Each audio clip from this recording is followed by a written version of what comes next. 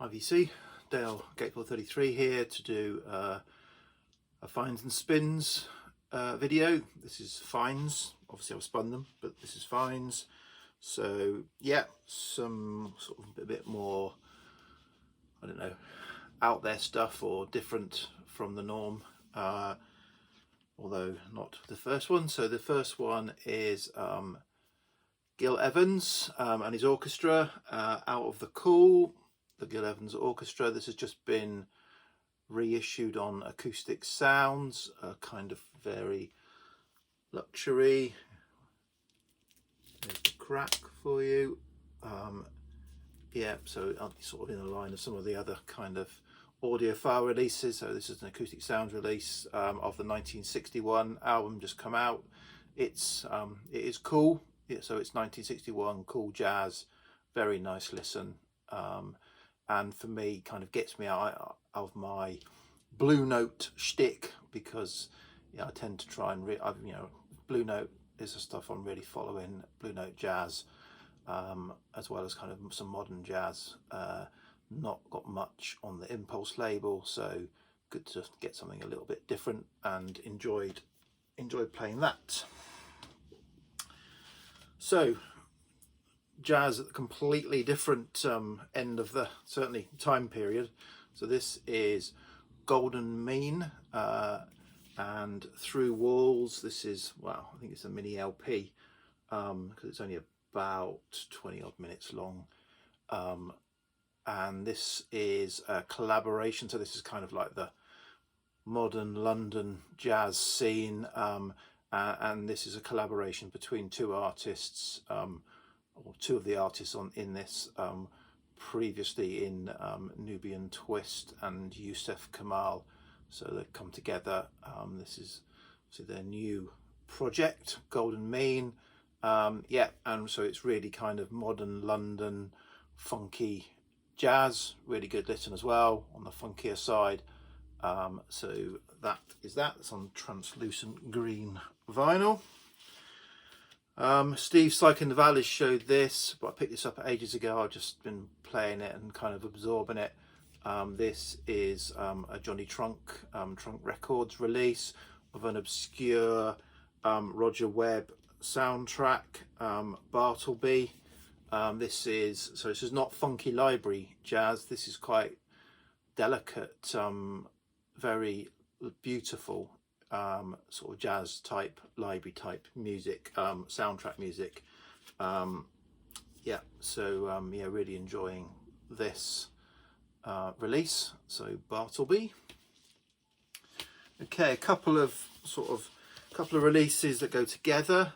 So I one of the labels that I follow, so there's a number of labels that I try and pick everything up on, and one of the labels I follow is Clay Pipe. I haven't got everything from the beginning, but I started following them the last sort of 5 years, and they reissued their first two releases, which are previously, obviously when the label started, run by Frances Castle, an artist. She runs the label. These first two releases were originally put out on CD or CDR, I think. They've now been released on limited vinyl, so I picked them both up. So the first one is Thalassing. So Frances Castle does beautiful artwork on Clay Pipe.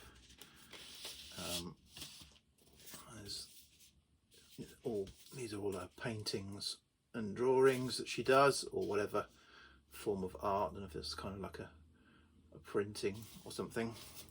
Yeah, so these, as I said, sort of Clay Pipe put out, most of their runs are sort of 500, 700. What's this? These are on 700. So this is a recording of a live performance of whilst watching a 1930s film, John Flaherty's Man of Arran. So improvised, recorded live in one night alongside the screening of the film. So I think the film screened and they provided music to us. I think, guess what, must be a silent film, Man of Arran. So the performers, Kerry Robinson, on accordion and piano, and Michael Tanner on guitar. So it's very sparse. Both these are really sparse albums, beautiful. Really enjoyed this. So that's Thalassing. And then going alongside this, oops, hang on a minute, is this one again, the brilliant Francis Castle artwork. This is The Hardy Tree, The Fields Lie Sleeping Underneath. So this concept of this is something around the kind of outside the inner city of London. There's some comes with a, excuse me, I'll get it out. Comes with a book. So here's the inner artwork on the inner sleeve. Comes with a small book that tells a story, again illustrated by Francis Castle.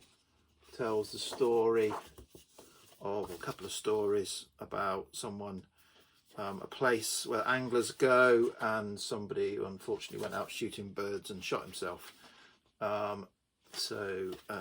Yeah, again, lovely quality packaging. And this is some mixture of vocal tracks and instrumental tracks, and a lot of piano. Don't think there's anything else I've got on the, I'll put it away now, I won't tell you the other instruments, but yeah, really nice. And again, I just love the artwork on these. Another 700 release. Okay, and now finally is a box set. This box set, 5 album box, Pye Corner Audio, Black Mills tapes, 10th anniversary edition. So this was supposed to be my Christmas present to myself, but there was some problem with the printing of the box that meant all the boxes had to be redone. It was supposed to come out just before Christmas 2020. Ended up coming out about March maybe this year. So I've been listening to these. So this, I'm not entirely sure what this, what the story. Well, I know what the story is. I just don't know whether it's a true story or a kind of concept. I'm assuming it's a concept. So it comes with a booklet of photographs that kind of illustrate some of the tracks that are on here. It's by Pye Corner Audio. There's a sign to Pye Corner. Pye Corner is a place, and so the story of this is, I'll read a bit of it out. So it was the autumn of 2010. An anonymous figure known only as the head technician, an employee of Pye Corner Audio Transcription Services, for magnetically aligning ferrous particles since 1970. So I think this is all kind of made up. Basically, he found some tapes in an auction lot that just said, sort of described as archived magnetic recordings. He bought them at the auction, and the head technician spliced them all together to create these Black Mills tapes. And these were originally, started being released 10 years ago, and they 5 volumes have been released. The 5th volume was released with this, and then has just been released individually. It's all wonky, as it sounds like spliced together analog synth tapes of that wonky kind of found sound, dark, almost hauntology style that I like. So yeah, I've been playing this, probably want to play this in the autumn and the winter. It's not a summer listen, if I'm honest, but yeah, if you like that sort of stuff, which I do, that's what it is. So yeah, so I'm happy to have this. I've got other Pye Corner Audio releases, some of their other albums. Yeah, surprised I bought this because although I've got their other albums, I don't rate any of them as 5-star albums. I enjoy them, and I enjoy some of the tracks on there, and they are a mood piece. But I wouldn't, I wouldn't be playing them to my friends my mates when they come round for a drink. It's an intriguing. This is an intriguing concept. They're all, sorry, I'll just talk about the records. They're all different colour, obviously, and they've got different shapes. They're on this really kind of basic, heavy stock card, but it's almost, you know, unprocessed card, deliberately kind of, you know, minimalist.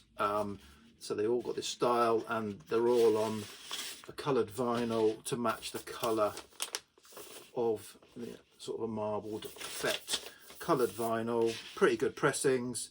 There's a few minor little glitches with the pressings, but very little wrong with them. They sound great. So